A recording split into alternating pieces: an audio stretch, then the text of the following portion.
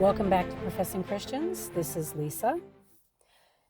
I wrote a post the other day that I put on the WordPress blog. And yes, it's been a little while since I've put anything on there or put anything here on YouTube. Just a brief update. I am moving again. It's something that I have gotten used to. I have posted about this before. And pardon any background noise, I am in a park. The Lord has me move around from time to time. I'm just used to it. I moved from Arizona to Washington last year, and what I was working on in Washington, part for work, like a job, and part kind of like a mission, is done. So, paused for the RAV4 that was going by. So I am moving back to Arizona. So we have that out of the way. So the posting is going to be a bit sporadic, and I apologize. What I wrote on the blog post titled War and Peace is not about the famous book titled War and Peace. It's about current events. You can read the blog if you want to see the way it was originally written with those words, but for the YouTube, I'm going to change the word to conflict. Just because I don't want a lot of flags. Okay, something like community guidelines and stuff like that.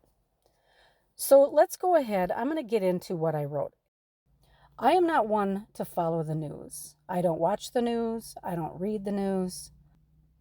I honestly don't trust them, to tell the truth, knowing what season we live in. If you're new, Revelation 20, Satan's little season. Okay, so when my son said the other day that we were at conflict, I didn't know what he was talking about. I wasn't alarmed either. Jesus said there will be conflicts and rumors of conflicts. Nothing has changed since then. Earthquakes in diverse places, that too. Be ye not troubled, he said, and therefore I'm not troubled by the news of it. But I looked it up anyway. Here's a headline I found. What you need to know about the U.S. conflict on Iran, and here is the first two lines of the story.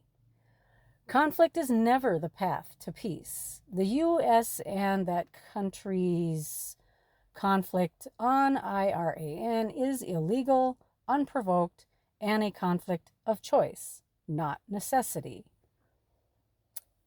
I cited it. It's from March 9th, like a week ago, on afsc.org/news. I agree with the first line, that it is never the path to peace. I am indifferent to the second. Yes, conflict kills innocent people, but the blood of the innocents is on the head of the deceitful and bloodthirsty people that start these conflicts of nuisance. All right, enough of the political stuff. I hate it. We live in the time of deception of Revelation 20, and we can't get away from these kinds of things. We aren't in the Oval Office or are privy to national leader discussions, so we really have no clue what is going on. But what I know for certain is that we are not part of those citizenships if we follow Christ. We are citizens of a different kingdom, his heavenly kingdom. His is the kingdom of peace, not conflict. Jesus, our King, even named the headquarters of his kingdom the dwelling of peace. That's what Jerusalem means. It wasn't always peace, as we can see in the Old Testament. However, Jerusalem also wasn't always the dwelling place of God's people. Just like our time, conflicts needed to be fought for us to dwell in peace. The first mention of Jerusalem is in Joshua 10, verse 1. Now it came to pass when Adonizedek, king of Jerusalem, heard how Joshua had taken Ai and had utterly destroyed it, as he had done to Jericho and her king. So he had done to Ai and her king. Ai, interesting name. And how the inhabitants of Gibeon had made peace with Israel and were among them. Verse 2, that they feared greatly because Gibeon was a great city, as one of the royal cities, and because it was greater than Ai, and all the men thereof were mighty. Therefore Adonizedek, king of Jerusalem, sent all to these other kings, saying, Come up unto me and help me, that we may smite Gibeon, for it has made peace with Joshua and with the children of Israel. Therefore the 5 kings of the Amorites, and it lists them all, gathered themselves together, went up, they and all their hosts, and encamped before Gibeon, and made conflict against it. Jerusalem started out as a city of conflict, and it was taken by a man of conflict, David.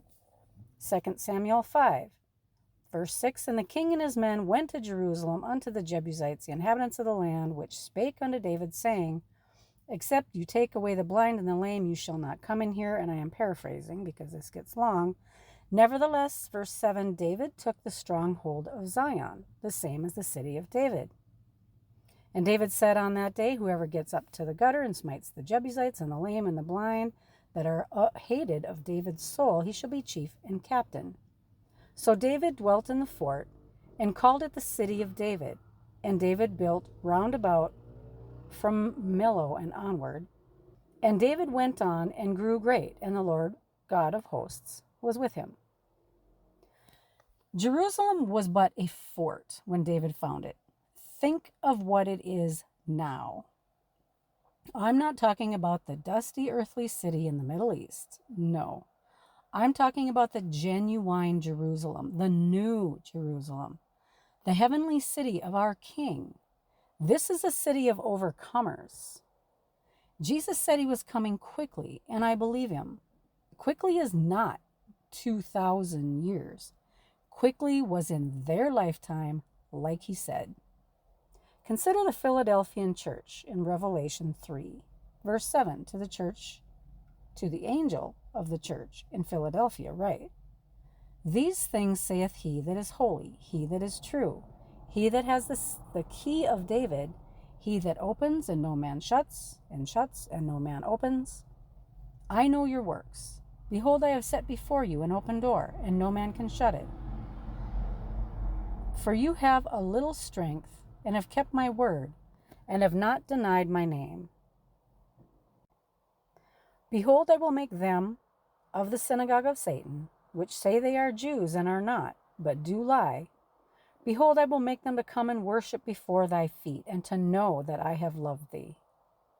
Because you have kept the word of my patience, I also will keep you from the hour of temptation, which shall come upon the whole world, I added the word whole, to try them that dwell upon the earth. Behold, I come quickly. Hold that fast, which thou hast, that no man take thy crown. Him that overcomes will I make a pillar in the temple of my God, and he shall go no more out. And I will write upon him the name of my God, and the name of the city of my God, which is New Jerusalem, which comes down out of heaven from my God, and I will write upon him my new name. This church has the key of David, the means to entering the holy Jerusalem. This city is full of overcomers, with the name of Yahweh and the name of regenerated peace dweller, that's my rendition, written on them. Jerusalem is a city of peace. It's in the name. Jerusalem is Strong's H3389. I like to look at Gesenius lexicon. Jerusalem, a royal city of the Canaanites, and from the time of David onward, the metropolis of the Hebrews, and the royal city of the house of David, situated on the borders of the tribes of Judah and Benjamin. It stands for the possession of peace, men or people of peace, or perhaps house or habitation of peace, house of God, foundation of peace, the dwelling of peace. So it did not start out as a dwelling place of peace, but as God does, he shows how a king can move in and make a place a city of peace. But he doesn't just make it peaceful, he makes it beautiful beyond words. I bet John struggled with the words to describe what he was seeing in the Revelation vision. This is Revelation 21, verse 2. And I, John, saw the holy city, New Jerusalem, coming down from God out of heaven, prepared as a bride adorned for her husband.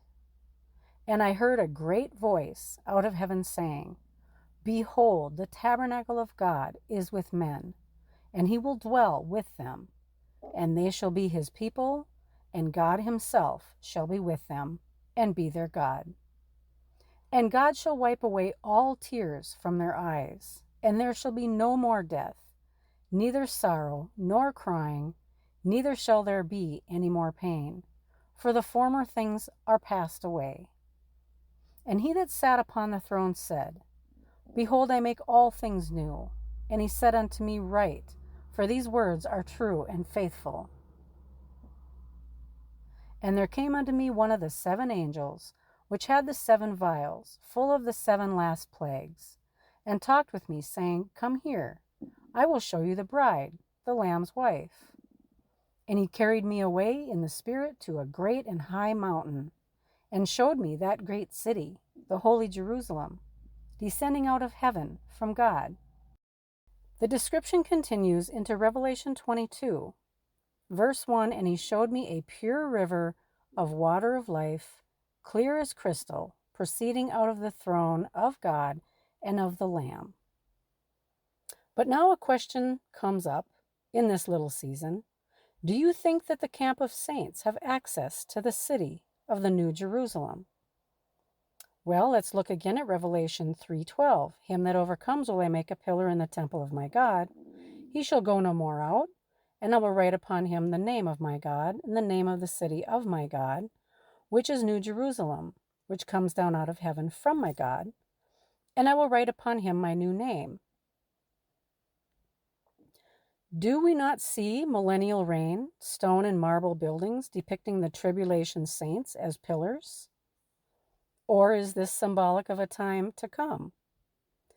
Did not the New Jerusalem come down with Christ during his reign? And what do the scriptures say? The New Jerusalem is prepared as a bride adorned for her husband, Revelation 21:2, and that it is the habitation of the firstborn church, Hebrews 12. Verse 22, But you are come unto Mount Zion, and unto the city of the living God, the heavenly Jerusalem, and to an innumerable company of angels, to the general assembly and church of the firstborn, which are written in heaven, and to the spirits of just men made perfect.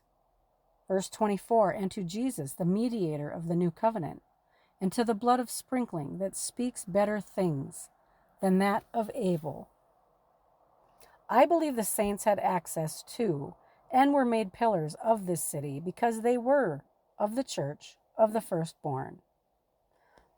But I thought the camp of saints get surrounded during the Gog-Magog war. Maybe there are other saints being referred to. Maybe these are the little season saints. Do I believe the camp of saints is us here? No, I do not. It is clear, Revelation 20, verse 9, And they went up on the breadth of the earth, and compassed the camp of saints about, and the beloved city, and fire came down from God out of heaven, and devoured them. The camp of saints are at the beloved city. We don't have access to that city until we are perfected. This post is getting a bit long, so I'll save the rest for the next one. Thank you for joining me. This is Lisa with Professing Christians.